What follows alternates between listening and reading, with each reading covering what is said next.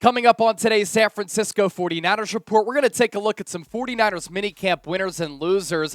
Minicamp is already done, so the next time that this team will take the field together is for 49ers training camp. So the regular season is going to be here before we know it, so we have to take a look at some of the studs and duds from this week in Santa Clara. Before we dive in, though, with the preseason and regular season coming up, our coverage is going to really start to get interesting and ramp up on the 49ers. We're 676 people away from 82,000 subs. And if you're looking for insightful, entertaining, informative Niners content daily and year-round, this is the place for you. Lock us in, subscribe, and with that, let's start the show.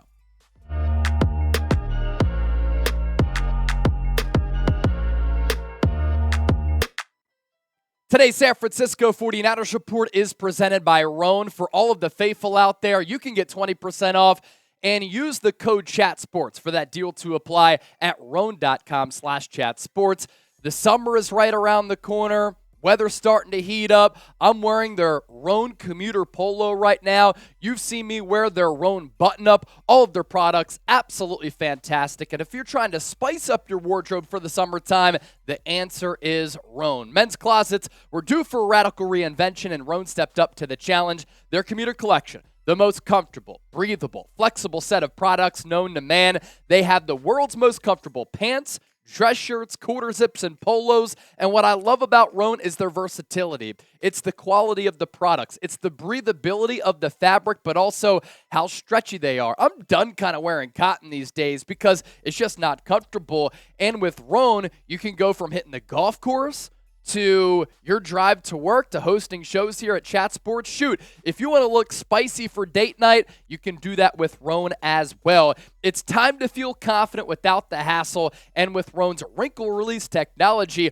wrinkles disappear as you stretch and wear the products. It's that easy, so you don't have to worry about taking your clothes to the dry cleaner any longer. There's also odor-free technology as well, because if you're going out on a date or you're hanging out with some friends and family members, they don't want you to be stinky, right? You want to look good, feel good, but also smell good. You can do it all with Rhone. 20% off your order, promo code CHATSPORTS at rhone.com/chatsports. So the purpose of today's show, who won and lost the week during 49ers mandatory minicamp. And it's crazy how fast this year is going. I feel like just a couple of weeks ago, the Niners were playing in the NFC Championship Game, and here we are in the 6th month of the year. And in just a few weeks, we're going to be talking about the San Francisco 49ers taking the field for training camp. Right after that, the preseason, then the regular season. So this is a good indicator of where individual players are and where this team is,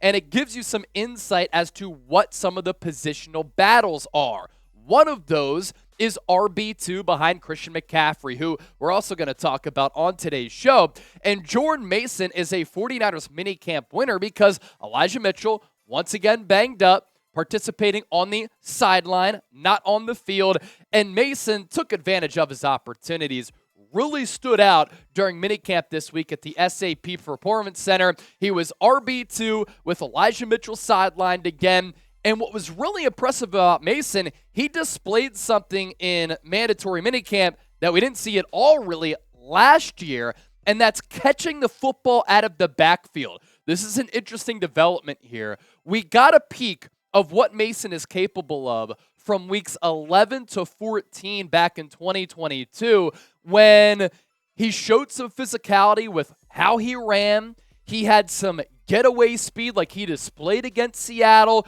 to dust that game away and salt it away to win the division. 28 carries from weeks 11 to 14 for 196 yards, 7 yards per carry. And if Elijah Mitchell, who does have a lot of talent, continues to be sidelined, then Mason can be a very good RB2. And again, his ability to catch the ball out of the backfield just opens things up a little bit for this Niners offense. And the physical element that he brings to this ground attack is something that they don't really have right now because Christian McCaffrey, that's not really the forte of his game. 49ers minicamp winner number 2. Brandon Aiyuk. The consensus from Santa Clara this week, Brandon Aiyuk was the best player on the field on both sides of the ball for the San Francisco 49ers. Deebo Samuel, when asked about his wide receiver teammate, said, "You can't cover him in a phone booth right now."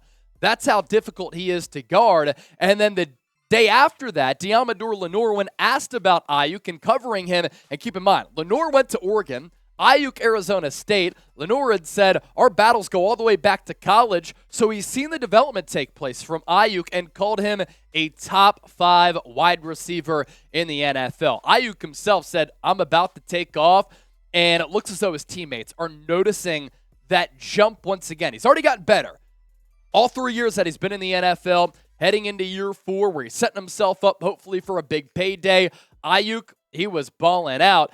And I really do believe that this guy is an elite player. And I've talked about this a lot on the show, really going all the way back to 2022 in the lead up to the season, that can you imagine what Aiyuk would be able to do if he was more featured in this offense, if it wasn't a run-heavy offense, and if he was more of a featured target? I mean, Brandon Aiyuk is a really, really special player who I think that Kyle Shanahan has to do a better job of game planning for him instead of him just being a part of the game plan. Like, this guy can win and lose you games, and Aiyuk with the route running, with his separation, making guys miss in the open field, not just being a guy who you can utilize from the 20 to the 20, you can utilize him in the goal line as well, and how he just crosses guys up with that route running like Allen Iverson back in the day. That's why I've continued to say he's the most underrated wide receiver in the NFL, and it's time to stop sleeping on BA. If you want to interact with me and talk Niners, feel free to do so. Twitter and Instagram. It's the same handle on both, at Chase_Senior. I put out all of my shows on my social media. I put out a lot of clips from the show as well. I'm also really into health and fitness and whatnot. So slide in the DMs. Don't be a stranger. Say what's up. Say, Chase, I enjoy the show. What's going on? Love to chop it up with everybody. Clelin Ferrell, another minicamp winner. This might come as a surprise to some people, but I'm going to explain why Clelin Ferrell is a winner, even though he was playing with the Niners' second-string defense behind Drake Jackson, who as of right now is the starting defensive end opposite of Nick Bosa. Clelin Ferrell on Wednesday had 3 sacks on Sam Darnold. He did play with that second-string defensive line, like I said, but I think he's a winner this offseason because he goes from the dysfunctional Las Vegas Raiders, where the pressure was on him for being that top 5 pick back in 2019. It didn't work out for him, but now he goes to an organization that takes pride in developing defensive linemen with the defensive line coach who's the best in the NFL in Chris Kocurek. And I think he's finally going to be able to put it together on that 1-year contract where he can finally prove what the Raiders saw in him coming out of Clemson.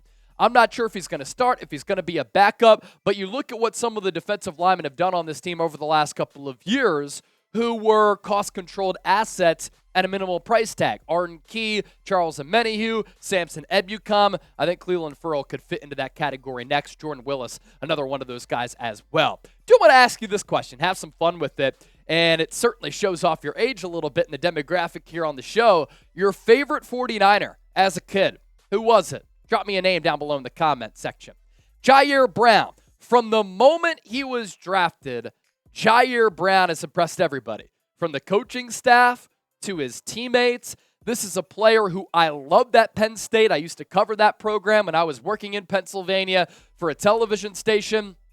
And I keep a close eye on Ji'Ayir Brown and that Penn State program. And a reason why I really like him, it's the instinctual style in which he plays with. It's the ability to diagnose plays before they happen. He has that dog mentality. He's not afraid to hit anybody.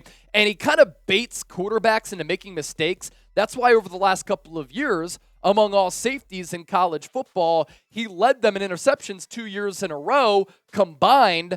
And he's also a guy who always finds himself to be in the right place at the right time, whether it's making a tackle in the backfield on a running back, it's tackling a quarterback for a sack, it's making a play as a deep safety, a pass breakup, a forced fumble, a fumble recovery. Everybody has been raving about Ji'Ayir Brown, and you're going to hear it right now. I've been saying this. I think he can push for starting reps for this defense, and even if he doesn't take over for Tashawn Gibson opposite of Talanoa Hufanga, I think Steve Wilks might run with some 3 safety sets to put him in the box. Just get him on the field so that he can be a playmaker. Christian McCaffrey, also a 49ers minicamp winner because of the hustle and the dedication to his craft that he showed all throughout the week. Matt Barrows with some interesting tidbits on McCaffrey from this past week. Not only did he take part in every practice from the OTAs onward, so we're talking about an offseason winner here, he practiced like he was getting ready for a rematch with the Eagles in the NFC Championship game.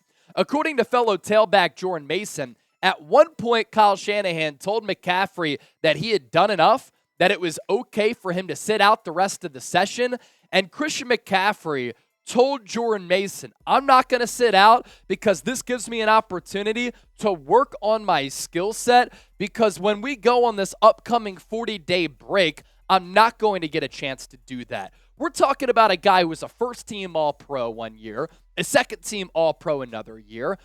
He transformed this Niners offense last year to the point where after the trade, this is an offensive unit that was averaging more than 30 points per game. He impacts the game through the air, on the ground, special footwork, and him being a special player, it has all happened because of his dedication to the game. And I think this is really important that Christian McCaffrey is a minicamp winner. I think it's really important, the example that Christian McCaffrey has set to the rest of this roster throughout this offseason. He participated in every OTA drill and practice. He participated in every mandatory minicamp drill and practice. And superstars set the tone and set the standard for the rest of your organization. Jordan Mason said, look, you can take a drill off. Kyle Shanahan said, you can take a drill off. And what did Christian McCaffrey say? I'm going to work on my skill set here because until training camp, we have 40 days off, and I'm not going to have an opportunity to do that. He could be totally complacent with what he accomplished last year after that trade in those 11 games with San Francisco when he ran for 746 yards. Receiving yards had 464.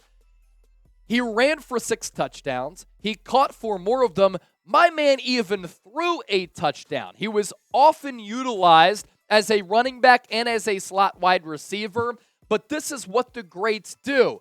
They are never complacent with being good enough. They are always tapping into their greatness, and that exemplifies Christian McCaffrey's approach to the game of football. If you think McCaffrey is the best back in the NFL, hit that thumbs up icon and like the video. If not, I want you to comment why. If you think it's a guy like Derrick Henry or a guy like Nick Chubb, drop their names down below and explain why you think they are the best running back in football.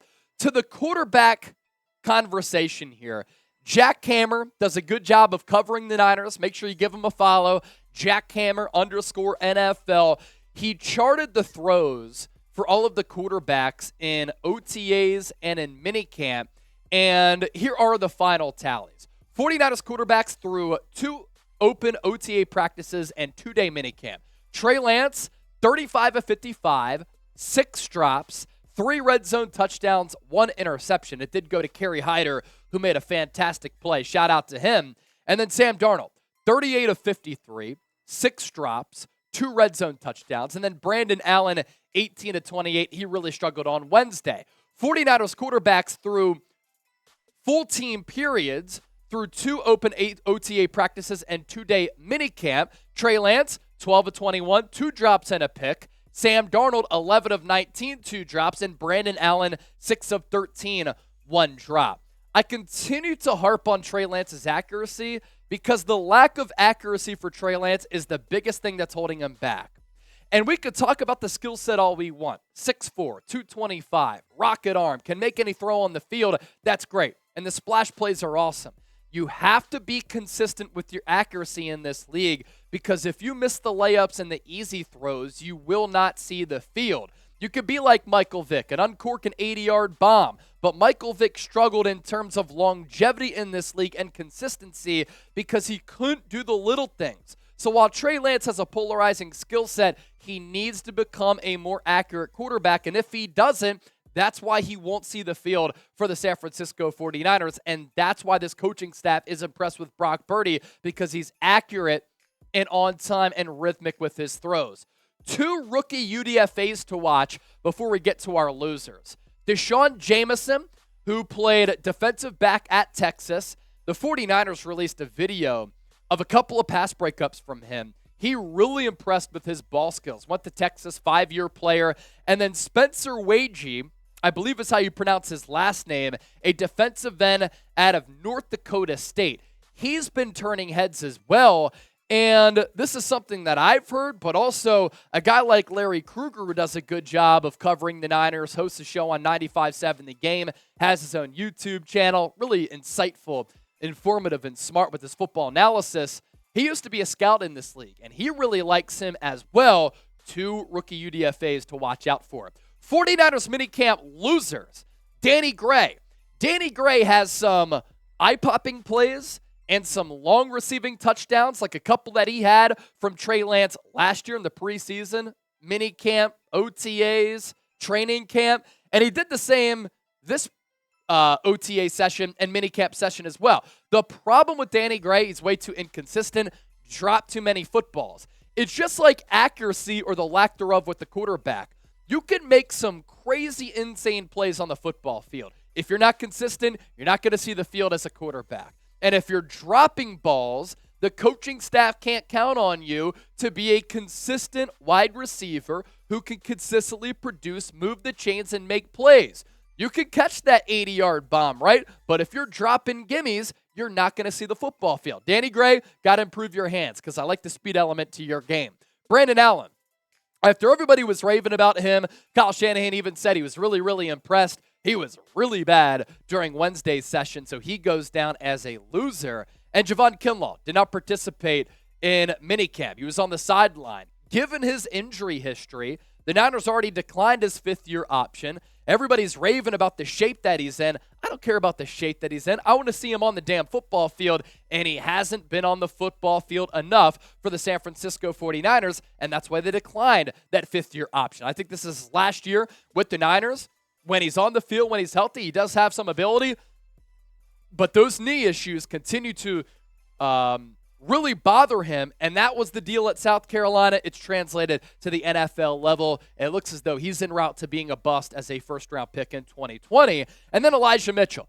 I've continued to be complimentary about Elijah Mitchell. I think his vision is really unique. I mean, it's a special element to his game. He sees the hole in that offensive line, and he's able to diagnose that, hit it very quickly, and always seems to pick up positive yards. But Elijah Mitchell always seems to be injured as well. And if he continues to be on that sideline, not only is his status of making the 53 potentially in danger if he continues to get hurt, which I hope doesn't happen because I do think he has really, really good ability, but already it's Jordan Mason who's impressing a lot of people, who is getting RB2 reps and does something that Elijah Mitchell doesn't really do. Catch the ball out of the backfield. The next stop for the San Francisco 49ers, it is going to be training camp, which always gets underway at the end of July. We're not sure what the specific dates are just yet. Can't wait until that moment, though, because, once again, going to be able to talk about some actual Niners football. Thanks to everybody who tuned into the show today. 49ers minicamp winners and losers. Don't forget to subscribe, but we also give you content every single day. So we'll catch you tomorrow on the 49ers Report.